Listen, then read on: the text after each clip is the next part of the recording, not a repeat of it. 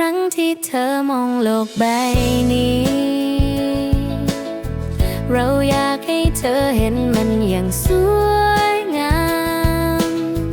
ไม่ใช่แค่ได้แว่นใหม่แต่ได้ความสบายใจกลับไปด้วยน้องนุ่นเคยเข้ามาปรึกษาปัญหาเกี่ยวกับสายตาและสอบถามข้อมูลทางร้านยินดีให้คำปรึกษาให้คำแนะนำอย่างครบถ้วนน้องจึงได้ตัดสินใจเข้ามาตัดแว่นที่ร้านทุกปัญหาสายตาพร้อมให้คำแนะนำเพื่อให้คุณเข้าใจปัญหาสายตาตัวเองค่ะ